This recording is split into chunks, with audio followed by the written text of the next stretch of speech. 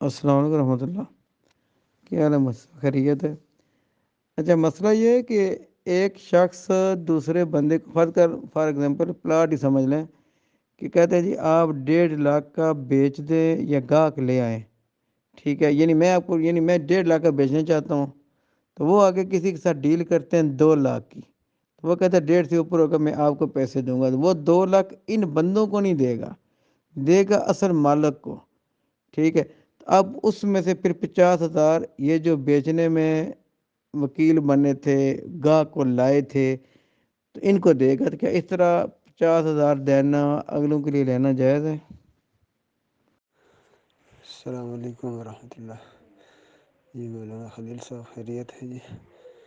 دیکھیں، حنفیہ کے راج قول کے مطابق کمیشن کی اجازت بہت کھینچ تان کے دی گئی ہے نا، تو وہ فیصدی تناسب سے اجازت دی گئی ہے.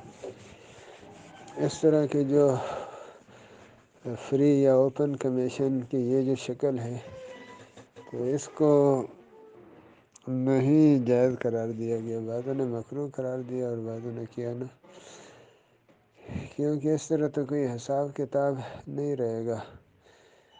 وہ بیچنے والے پر بھی بوجھ نہیں پڑے گا، تو وہ بھی اس کو شتر بے مہار کی طرح کھلی چھوٹ دے دے گا کہ جتنا چاہے کمیشن کمائے. تو وہ اس سے لوگوں پہ زیادتی ہوگی. تو اس لیے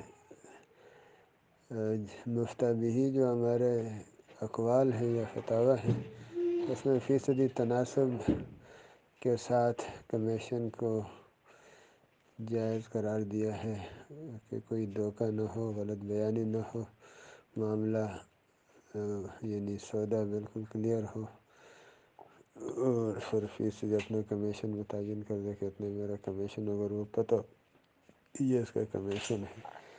یہاں تو اس میں ایک اور خرابی بھی ہے نا کہ وہ اس کو مالک کو 2 لاکھ مثلاً دے رہا ہے، تو وہ یہ سمجھ رہا ہے کہ یہ مالک کو میں قیمت دے رہا ہوں، حالانکہ اس میں کمیشن اس کا شامل ہے.